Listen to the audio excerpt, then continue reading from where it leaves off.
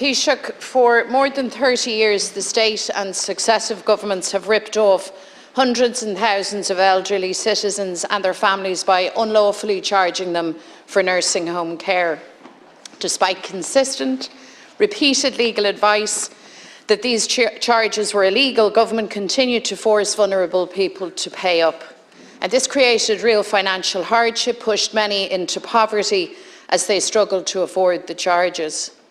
At the weekend, we discovered in the Mail on Sunday that successive governments to this very day operate a secret, calculated legal strategy to stop those who were illegally charged from getting their money back.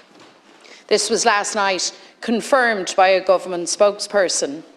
So instead of the state and government owning up to this horrendous treatment of elderly citizens, successive governments have pursued a heartless, legal and political strategy, a strategy designed by governments to draw out cases that they knew they could not win, to exhaust the ability of people to fund their legal challenges, and then to settle for significantly reduced awards, all the while keeping things hush-hush.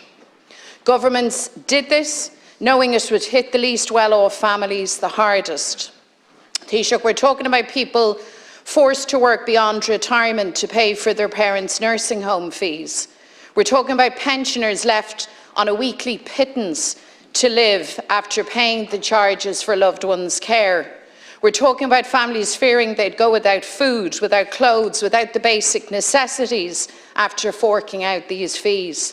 Life savings and pensions wiped out, homes sold, elderly people pushed to the breadline, all in a desperate scramble to pay charges that were illegal, charges that government knew to be illegal.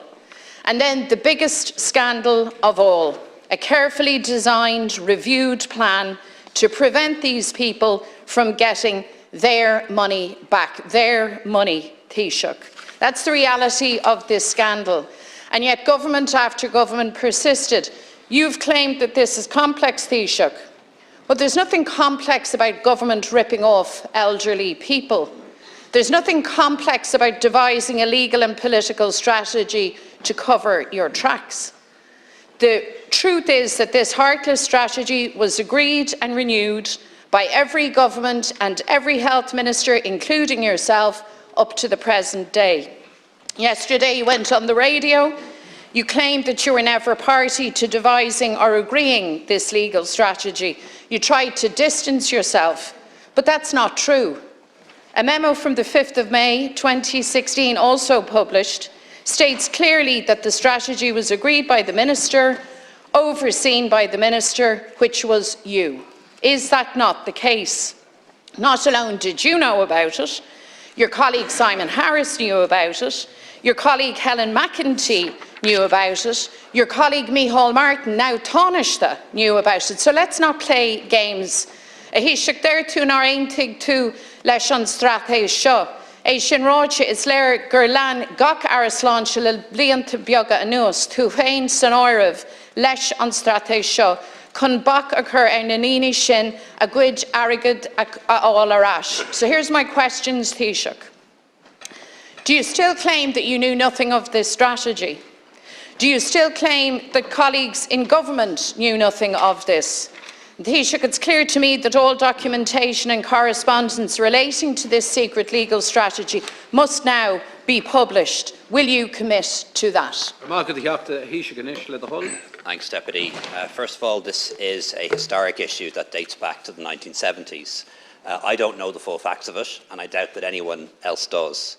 The Minister for Health has sought advice from the Attorney-General and a detailed written briefing from his officials. The Attorney-General is also preparing a report for Cabinet for next Tuesday, which we will publish thereafter. Until such a time as we receive those detailed written briefings, there is a limited amount that we can say on the matter, because we do need to establish the facts, although you seem to know them all already, Deputy. Once the facts have been established, this will be subject to statements here in the House, and I think it would also be appropriate for Department of Health officials to make a presentation to the Joint Oireachtas Committee on Health. It has been confirmed that the policy and legal approach predated July 2011 and has been followed since then. Successive Attorney Generals, ministers in multiple governments and senior officials in the Department of Health would have considered the matter, and it would appear advised in a consistent manner on the issue. Deputy, I believe this matter has been grossly misrepresented, including by you just now, in a very irresponsible way. Your claim that people in private nursing homes were illegally charged is not correct, and your claim that that was confirmed by a government spokesperson last night was just made up.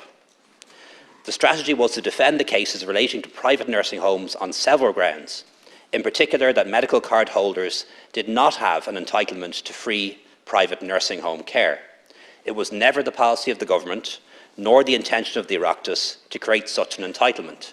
Even today, Deputy, people with medical cards, for one reason or another, either choose or are forced to avail of private health care and social care.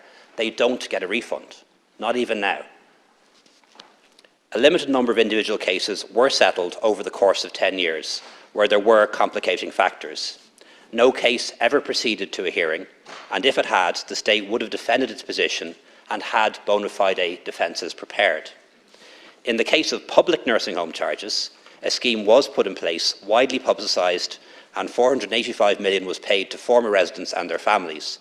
This sum was considerably less than the estimate of 5 billion put on the potential liability in 2011 by the Department of Health. It was made very clear at the time that this would not extend to people who were in private nursing homes. I want to reassure the House that this is not a current issue that impacts any current nursing home residents, nor any residents in recent years. Since 2009, the Nursing Home Support Scheme, the Fair Deal, has provided a legal basis for individuals to make contributions towards their public or private nursing home costs. In relation to my own role, Deputy, in 2011 I was Minister for Transport, Tourism and Sport. I was Minister for Health from the summer of 2014 to the summer of 2016. That was 6 to 8 years ago. I must have been briefed on it. The ministers that went before me and after me were briefed on it, so I must have been as well. But I can't tell you when, I can't tell you by whom, I can't tell you in what depth, in what detail, or whether it was written or verbal. And until I've access to documents from that period, I can't answer that question definitively. And I don't have any access to documents from that period, but I have sought them. But what I can say is that the policy and strategy was devised and agreed prior to me becoming Minister for Health. I don't specifically know if I was asked to sign off on it being continued, but if I had been asked, Deputy, I would have. This was a sound policy approach and a legitimate legal strategy by the government at the time, and previous governments and governments since. All ministers from 2005 onwards, at all times, acted in good faith, in the public interest, in accordance with official advice, and in accordance with legal advice from the Attorney General, and that's exactly how they should act. Mary McDonald. Thank you. Well, in fact, Taoiseach, you acted in bad faith, as did your colleagues, as did your predecessors, and it seems your successors. You've confirmed now to the House that you were in fact yesterday wrong. You did know about this strategy and that you had in fact been briefed. Can you confirm for us that likewise Simon Harris, Helen McEntee, other members of government, indeed Micheál Martin, can you confirm that they similarly were aware of this strategy and were briefed? Can you also, Taoiseach, respond to my other question, which is around the publication of all of the documentation surrounding these issues? These need to be published, I believe, as a matter of urgency. They need to be publicly scrutinised. So, on the issue of who was briefed, Simon Harris, Helen McEntee, Micheál Martin, anybody else, who did the 2011, the initial memo go to? You said yesterday that you believed it was to 4 people. Can you identify who they were, and can you confirm that all documentation will in fact be published? Taoiseach. Thanks, Deputy. I can't confirm who or who was not briefed over that period of time, but I'm sure individuals will do that as they can, based on their recollections. In relation to documents, we're assembling those documents now in the Attorney General's office in the Department of Health. I haven't seen them. I've seen 1 or 2, but certainly not all of them. And when we've assembled them all, we'll put any ones that we can into the public domain, and that would be the right thing to do. What we're not going to do it is in a drip-by-drip fashion, and that is what's happening in the papers at the moment, and that's creating a false impression, in my view. But, Deputy, the allegation here is very clear. The allegation here is that 4 or 5 governments, 4 or 5 attorneys general, any number of ministers, former ministers, some in the government, some in the opposition now, and dozens of officials all conspired to deny people refunds they were entitled to. That is as far-fetched as it sounds. That is not what happened, Deputy. Now, Deputy Roisin Shortall.